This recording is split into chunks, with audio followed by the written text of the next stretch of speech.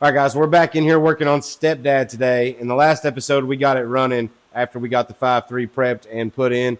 This is a junkyard build, basic budget build, and we decided to cover a build like this on YouTube, not only because the OBS platform is super common and the desire for content on the LS swapped OBS platform is in huge demand, but we also wanted to do more of a basic budget swap, which we still do here at the shop, but we don't typically do a lot of. We do a lot of what we call hood poppers. We do nice intakes, nice valve covers, superchargers and turbos, stuff like that. So to kind of touch back and do like a Gen 3 intake, kind of something that you would probably be more doing at your house in your garage for yourself. That's kind of what we were aiming to do. Not only that, but we also want to build a budget truck that we can turn around and resell and clear a decent profit, but not have to bust heads on an LS swap truck that has a solid engine in it, a good trans, some digital gauges, but not all the driver amenities. And this is something that somebody can add to. Just a good solid swap that somebody can take and use the foundation for to add mods and characteristics of their liking as they please. In the last episode, we got this thing. We got a first fire up out of it, but it is nowhere near ready for the road yet. We've still got a few things we need to find and get. We've got a few things that we need to finish up. And one of those things is going to be getting the gauges working. So in this episode, we're going to be showing you how to wire up a set of new vintage USA gauges, NVU brand, in the OBS for the 88 to 94 platform. So if you haven't checked out our first video on getting the 5.3 and everything in, go ahead and check that out. If you've already checked that out and you've been waiting on this, let's get into how we wire up these digital gauges in an old truck like this with a stock ECM and a BP Automotive wiring harness. All right, so on this one, luckily, we're pretty much picking up right where we left off in the last video. We have located a fan shroud. Maverick dropped that off for us this morning, so we've got that here at the shop. I'm going to work on getting that put in today. The BP harness ran. Everything's hooked up on the engine, obviously, because the engine runs. We did go ahead and do our keyed source, which tied into the ignition coil keyed source on the truck. And then we did our fuel pump, which is over there, the gray wire that comes out of the BP. That all worked, no problem. So we're running a new vintage USA gauge setup in this thing. It was already in it. It was already wired up, we'll say. Some of the connections don't look too bad. They're soldered, they're heat shrinked.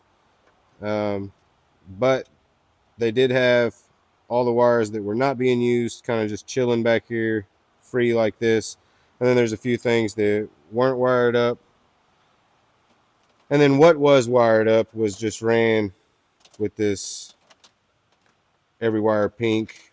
Kind of hard to tell what goes to what. So I found the pinout for this cluster, found the instruction manual, which had the pinout in it, and I've identified what these wires go to and what we exactly need out of here to tie to the BP harness up front. So if this is your first LS swap, this isn't very complicated. These are pretty straightforward, pretty simple. First things first, you've got your OBD plug. Our hole that we're using down here is pretty small. It's not big enough for this plug to go through. So I'm going to cut and resolder and heat shrink these under the dash. So we'll set that aside. That's going to be one thing that runs through the firewall. Now, as far as wires that are going inside from the ECM that you have to connect to get your gauges working, you've got your tachometer, which is a white wire. Your speedometer, which is a green wire with a white stripe. We have our check engine light, which they also give you the 12-volt source for, which I don't think we'll need. Our TCC release, which goes to the brake pedal switch. So that's not even for the gauges, but that's to turn on and off the lockup solenoid inside the converter. And that's essentially all we have. After finding the pinout for this and figuring out what was what coming out of here, I realized our oil pressure sensor and our coolant temp, which are two of these wires. I don't remember exactly which one. I'll have to reference the guide myself. But two of these wires aren't even hooked up to anything. We are going to have to get pinouts for the oil sitting unit, which I already know which one it is. It's the yellow wire off the engine coolant temp sensor over here. But we're going to tie into this engine coolant temp sensor over here, and then we're going to find the pinout and the wire that we need for signal out of the oil sitting unit and wire those directly in. And after that, we should have oil pressure and engine coolant temp on the dash, along with our tachometer and our speedometer. Now, as far as the NVU gauge goes, I was reading through they call it a book. They give you like a startup manual, and then they give you an actual manual.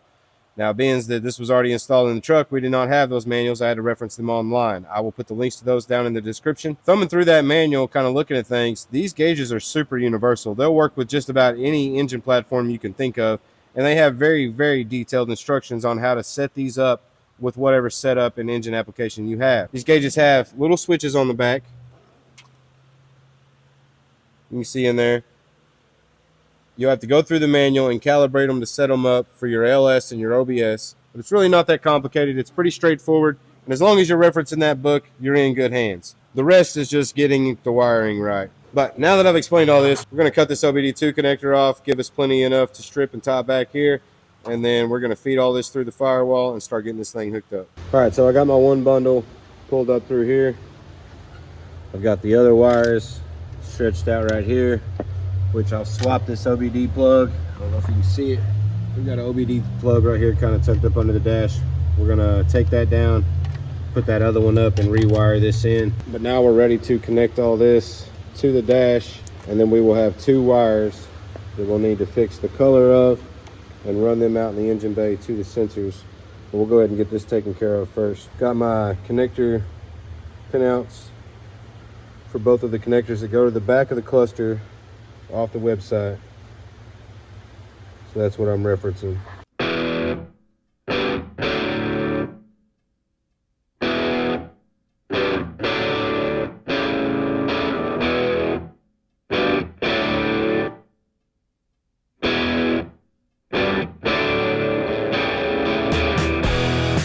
All right, so we got most of this wired up and sorted out. I think the only thing that might give me trouble is on the schematic for the gauges. It says on the check engine light 12-volt source, and this wire coming from the ECM is going to be a negative. So we may have to add a relay in here to convert the signal and get it to actually kick the check engine light on. But we'll cross that bridge because we want that check engine light working.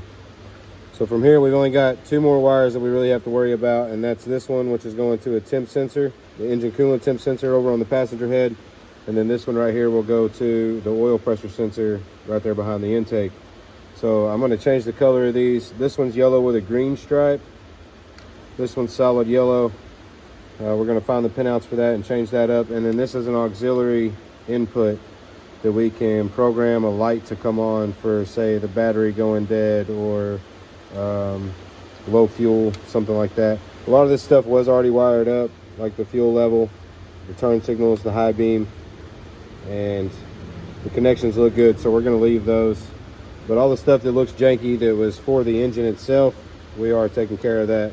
And then we'll probably just leave this main connector in here from the factory gauges, zip tie it or tape it back so it's out of the way. Get this thing ready to get it back inside there. All right, so I found the pin out for the oil sending unit. Looks like the gray wire is the one that we're going to need to tie to the gauges. Engine coolant temp sensor is going to be the yellow wire, so we're going to color coordinate those accordingly. And right here will be the only color change on those. So this one will go to gray, and this one right here will go to yellow. We're going to go ahead and splice these in, get them ran into the engine bay so we can run them and get them hooked up. And then we will be ready to fire this thing up and test it out, see what all works, what all doesn't.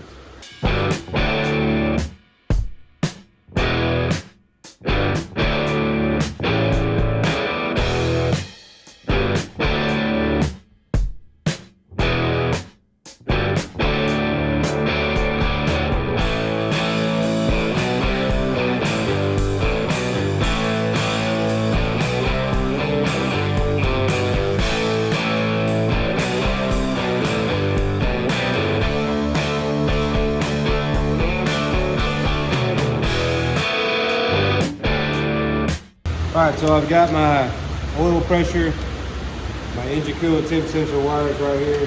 Got them ran out of the firewall, ran into the main harness here. Then we're gonna bust them out there, put them into a separate piece of loom, cross them over and tie them into where we need to tie them into. Now all the stuff that you see me using here, the heat shrink, the solder connectors, the zip ties, this plastic loom, and some of the other swaps you'll see us use that braided loom. You can find all that stuff in our Amazon storefront. Emma has put everything together in one folder that's electrical tools and supplies. You'll see a lot of the tools that we use. There's all kinds of stuff on there. So if you find yourself asking yourself while you're watching this video, you see me using something, you're like, man, I don't know where to find that or what that's called, just go check out our Amazon storefront. Every purchase that you make on there, we earn a commission, so it helps support the channel and support what we're doing here at the shop. And it helps kind of place everything that's been tested, has good reviews, and that we know works, that's available on Amazon. We put it all right there in one spot for you. So you guys make sure to check that out. Now we're going to run this under the brake booster and the steering column, get it ran behind the motor, tie these two wires in real quick, and we'll fire this thing off and see if the gauges are working like they're supposed to.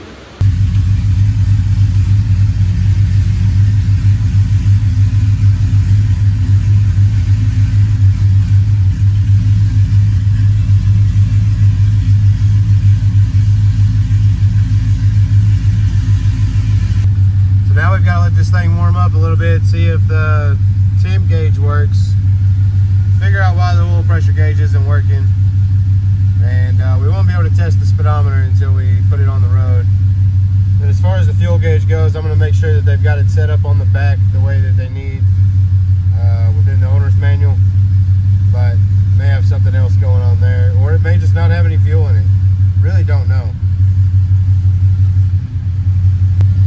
Gauge cluster may require certain sending units for the coolant temp and the oil pressure as well.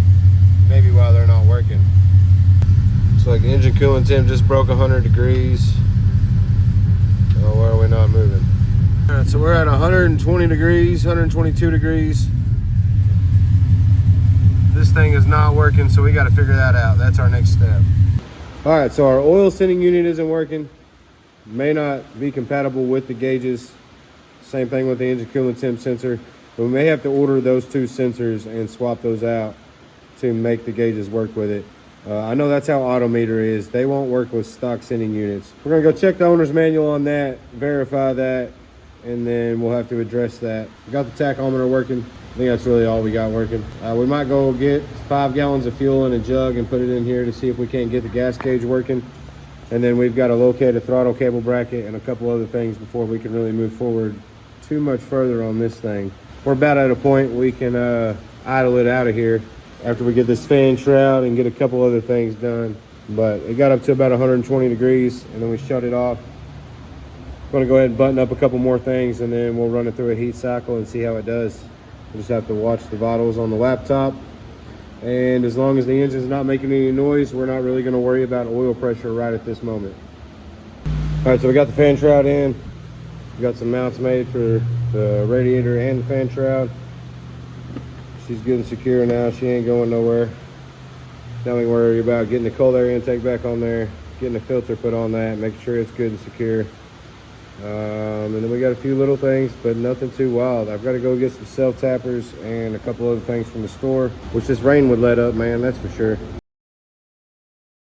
All right, guys, so we got on the website and looked at the owner's manual for the gauge cluster and found out that it does take a specific engine coolant temp sensor and oil sending unit. So they are very specific to the gauges and the brand. So we're going to have to get some of those here.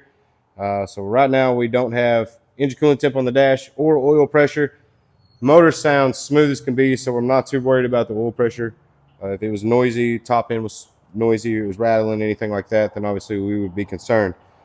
So for the time being, we're not really going to worry about that a whole lot. If the engine develops a noise, then we'll start to worry. But right now, fingers crossed, we got good oil pressure. As far as engine coolant temp sensor goes, we have the second one in for the ECM. So if we have a laptop plugged up, we can actually see what the engine coolant temp is on this thing. So that's not a big deal either. We can watch it, make sure it's not getting hot, as long as we have a data log going. So our list is getting narrowed down. We still have to reinstall the gauges, get them put back in the dash. But we've got to go to town and get some self-tapper screws, and we've also got to get some fuel in a jug. I want to make sure we get a little bit of fuel in this thing, try to get the fuel gauge working. Other than that, I think it really just needs like a shift linkage adjustment, so it'll shift through the gears a little smoother.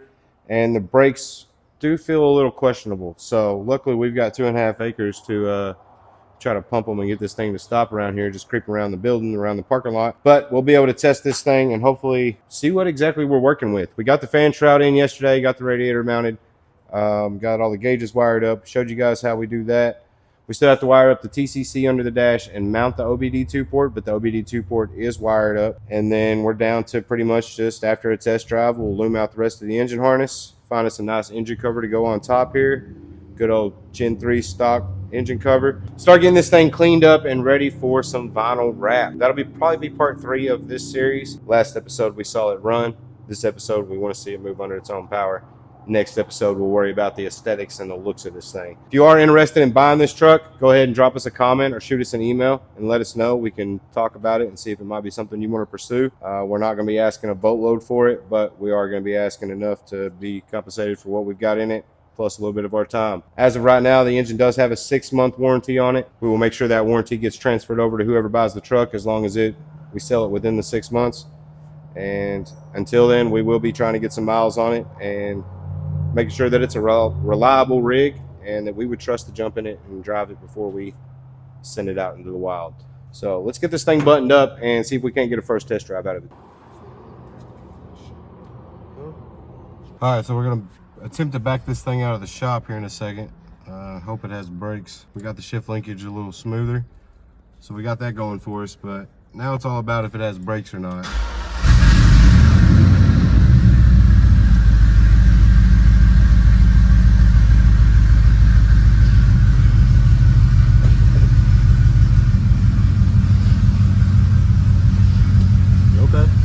I think the back brakes need turned down a little bit.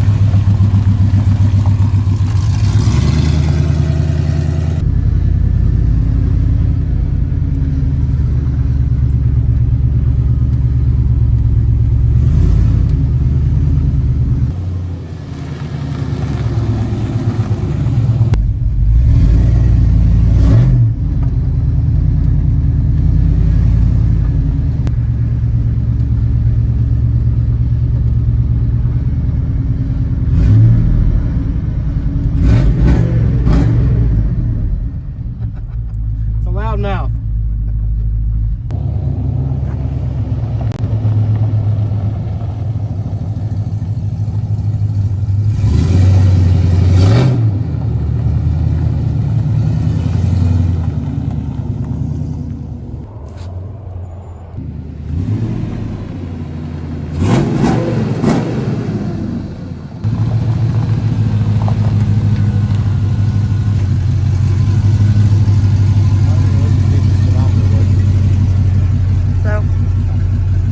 Good. It stops pretty decent. Brakes need adjusted. I think the back brakes are biting a little too soon, but we got a solid start. I know for sure it shifted out at first and went to second. I was going to let it get up to temp, and then I thought about pulling it out here on the highway and just cruising it down to the turn and then bringing it up the big hill. You know, we passed test number 1, so then we can try test number 2. I'd like to run it through a couple heat cycles and make sure that transmission shifts out and everything, and then from there we can button up the loom and all that and start getting this thing ready for some cosmetic stuff. Right now it's got an SLP loudmouth on it. It comes off the long tube headers, goes into a wide pipe, and then goes into that loudmouth, and it's dumped back here, so it sounds like straight ass.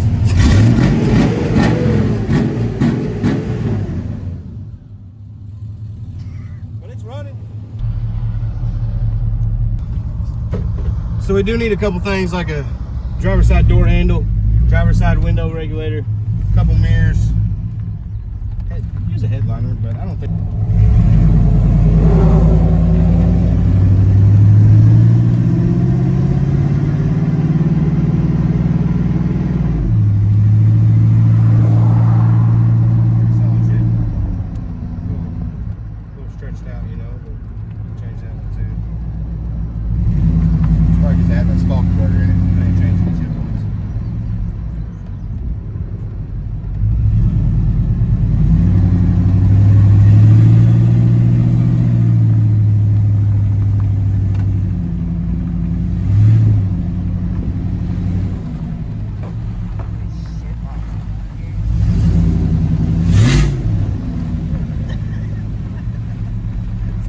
torque though.